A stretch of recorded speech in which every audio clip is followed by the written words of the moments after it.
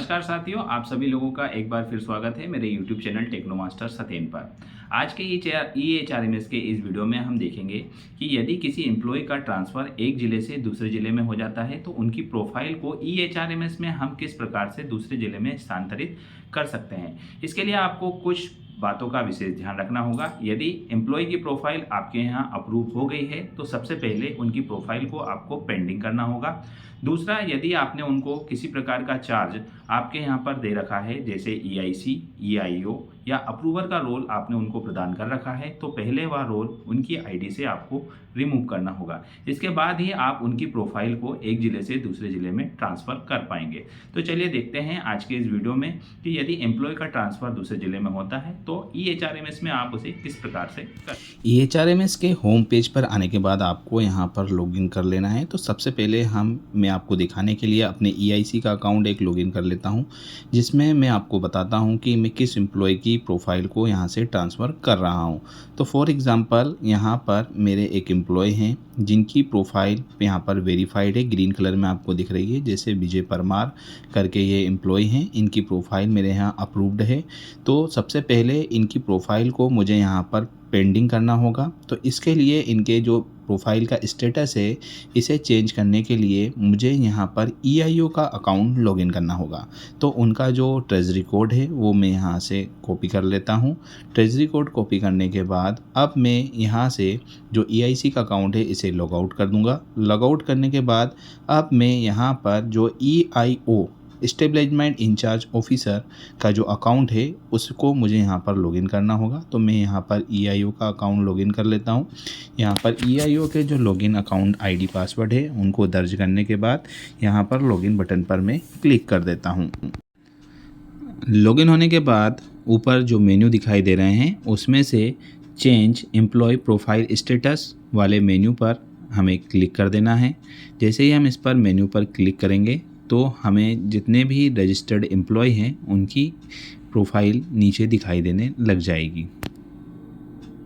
अब हमें एम्प्लॉय के आगे येलो कलर में जो टेप दिख रही है जिसमें लिखा हुआ अपडेट फॉर करेक्शन वाली बटन पर हमें क्लिक कर देना है।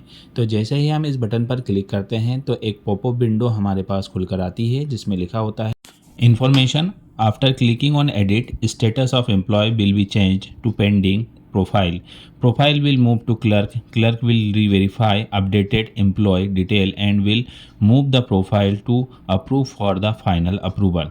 तो यहाँ पर हमें यस बटन पर क्लिक कर देना है। यस बटन पर क्लिक करते ही हमारी जो प्रोफाइल है अब उसका स्टेटस चेंज हो गया है। अब जो हमारी प्रोफाइल है उसका स्टेटस यहाँ पर पेंडिंग हो चुका है और पेंडिंग होने के बाद अब जो हमारी प्रोफाइल है वापस EIC के अकाउंट में वेरिफिकेशन के लिए चली गई है। अब हमें यहाँ ओके बटन पर क्लिक कर EIO के अकाउंट से लॉग आउट कर लेना है। अब हमें पुनः EIC का अकाउंट लॉगिन करना होगा। तो हम यहाँ पर EIC का अकाउंट स्टेबलाइजमेंट इंचार्ज क्लर्क के अकाउंट को लॉगिन कर लेते हैं। अब यहाँ पर दिए हुए ऑप्शन प्री इनरोलमेंट वाली बटन पर हम यहाँ पर क्लिक करेंगे मेन्यू में से।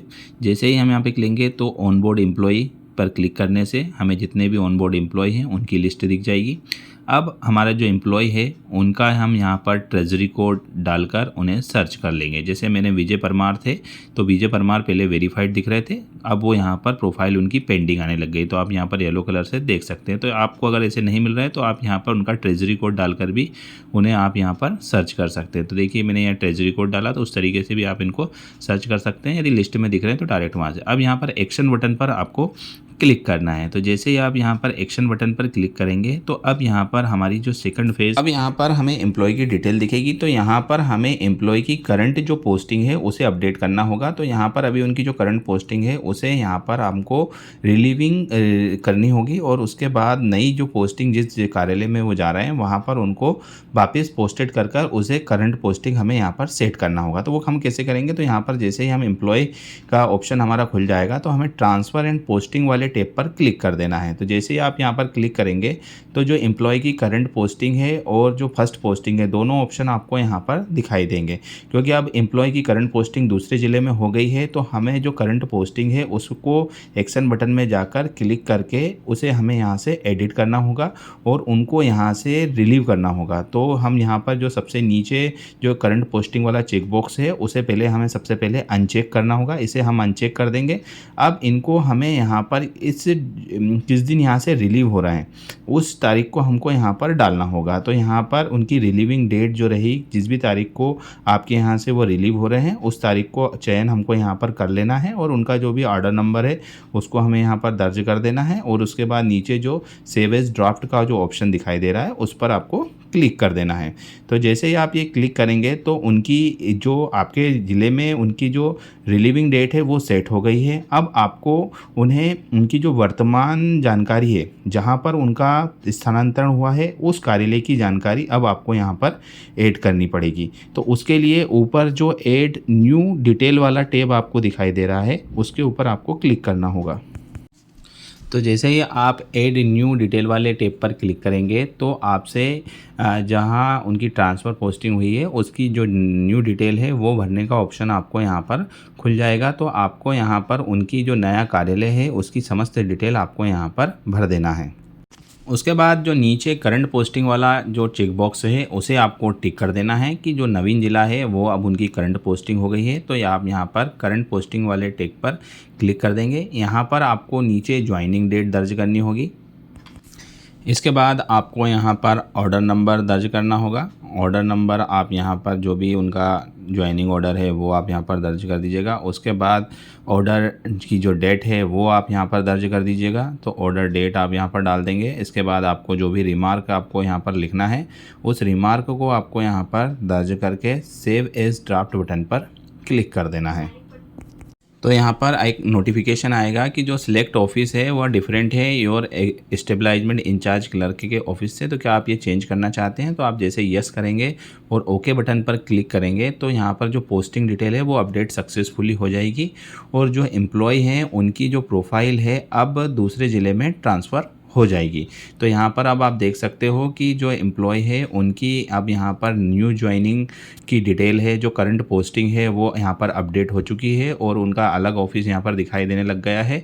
अब वो डिटेल अब उस संबंधित जो जिस ज़िले में उनको हमने ज्वाइनिंग दिलवाई है उस ज़िले के EIC के अकाउंट में उनकी प्रोफाइल चली जाएगी। तो यहाँ पर हम अब उसे सेव बटन पर क्लिक कर देंगे। जैसे ही हम यह डिटेल सेव करेंगे तो जो एम्प्लॉय है उनकी पूरी जानकारी सेव हो जाएगी और transfer detail are has been saved successfully. अब वो जो एम्प्लॉय है वो संबंधित ज़िले के EIC के अकाउंट में वो प्रोफाइल हमारी दिखाई देने लग जाएगी और उसको अगर हम अब हमारे EIC अकाउंट में सर्च करेंगे तो वो डिटेल हमें अब नहीं दिखाई देगी। तो इस प्रकार से आप किसी भी एम्प्लॉय की प्रोफाइल को दूसरे ज़िले के EIC के अकाउंट में ट्रांसफ़र कर सकते हैं। यदि जानकारी अच्छी लगी है तो वीडियो को लाइक करिए, चैनल को सब्सक्राइब करिए। मिलते हैं नए वीडियो के साथ। Good bye.